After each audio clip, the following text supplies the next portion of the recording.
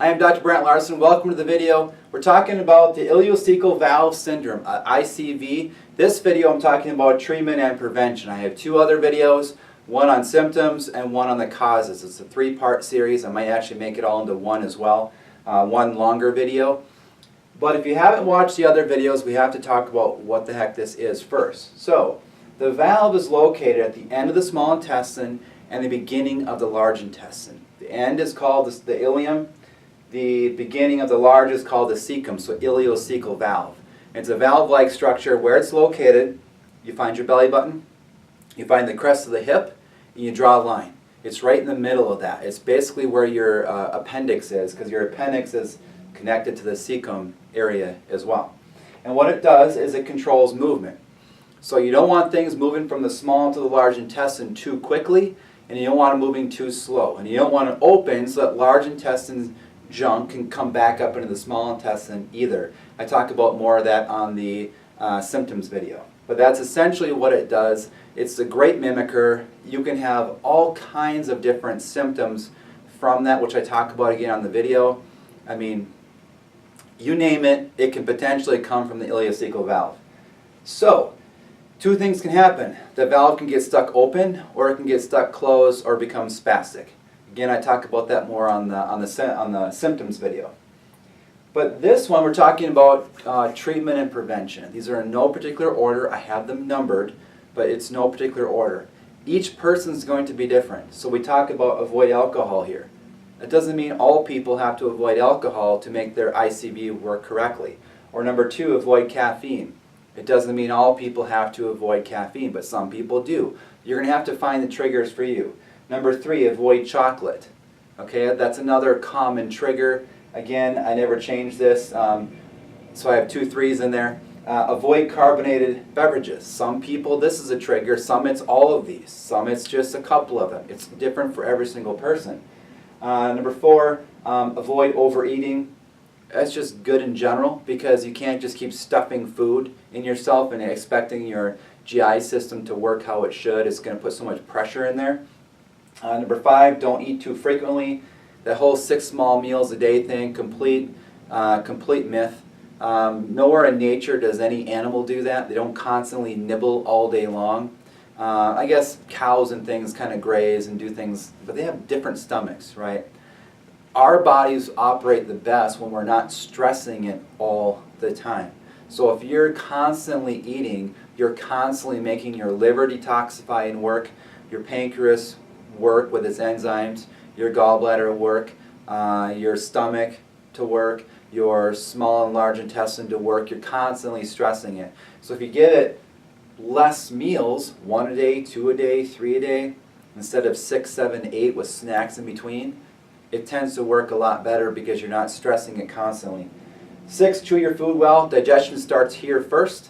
Your body makes certain enzymes here. It breaks things down. If you just inhale stuff, you're bypassing that. 7, correct dysbiosis. Dysbiosis is the microorganisms that are present in your GI tract. You want them in a good balance. Too many people today, funguses, mold, bacterias, parasites. I'm constantly talking to people on the phone in my phone consults that I do, and they're talking about how, boy, I was never the same after I ate this certain meal or I ate at this certain restaurant. I woke up just feeling totally different. And they can kind of trace it back to that. So they don't have an acute food poisoning. They have a chronic one. So their body, it didn't respond by throwing up. It didn't respond by having diarrhea. I've had food poisoning 3 times. The acute kind, it's terrible. I made a video on it. But a lot of people just get these low-grade infections that happen over time, and that's where dysbiosis comes in.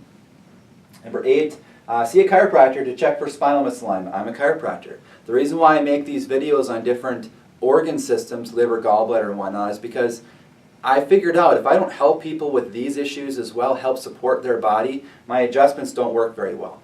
Because there is so much more happening now than there was 100-some years ago when chiropractic and the adjustments were first starting to happen. People were first starting to learn about chiropractic. It was much, much different back then. Today we have all kinds of crummy food. We have poisons, toxins, even just the walls the paints and things that are in here, the carpet and the formaldehyde and whatnot. There's so much more happening. So, but you still need to do this part. There are people that if you just find the spinal misalignment, usually in the upper lumbars, if you fix that for them and you help their body work better, the ileocecal valve problems can go away. Because the valve, the nerve going to the valve comes from the upper lumbars. There's some that come from up here too, but up in the head and neck region. But this one's very, very important. So make sure you don't skip that step. Number 9, exercise. Motion, we have to have movement. I should probably make some videos on exercise here coming up soon because exercise is so important. It's no different. Right now it's really cold out in Minnesota.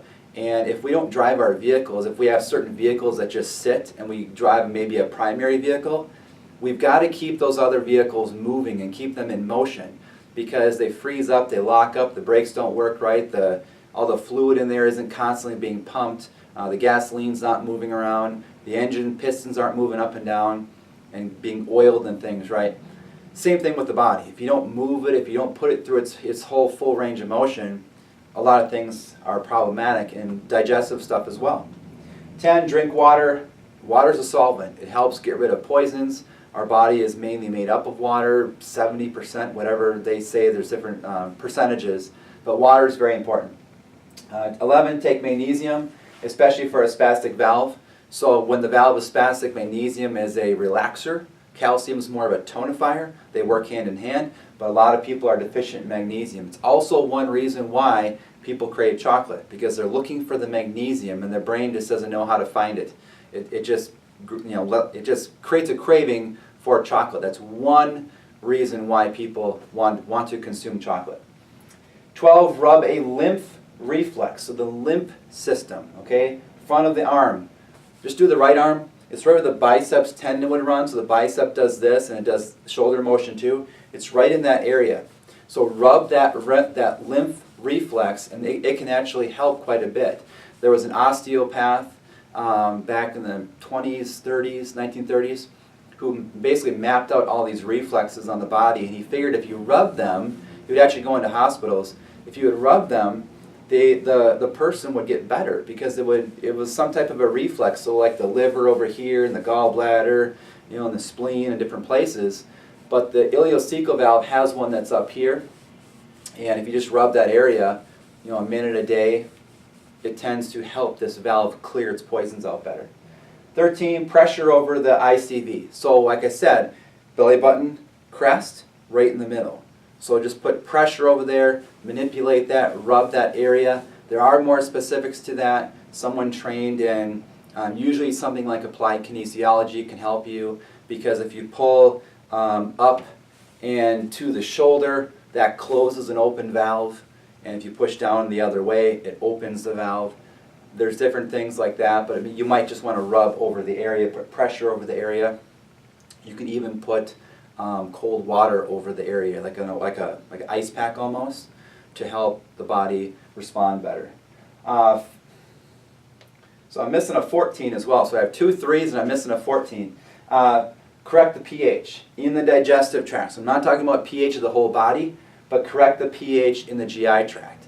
So typically how we do this is we tell people to take hydrochloric acid capsules. Too many people are taking antacids. Whole other topic there, but they're screwing up the whole digestive system, the whole digestive tract. You need strong amounts of acid in your stomach. It's what it's designed for. Then your small intestine is more alkaline, large intestine should be more acid. You're taking antacids, now you're flipping that. You're making it more alkaline, food rots, things don't work right. Dysbiosis happens because you can't nuke basically and kill the microorganisms that are coming in this way. So it becomes more alkaline, small intestine goes more acid, large intestine goes more alkaline again. So you have to have the correct pH in there for things to work. Valves are pH dependent. They want things to work a certain way. For more information, drlarsen.com. Again, I have 2 other videos on this. I might actually put this into a full-length video, I don't know, but with all 3 together.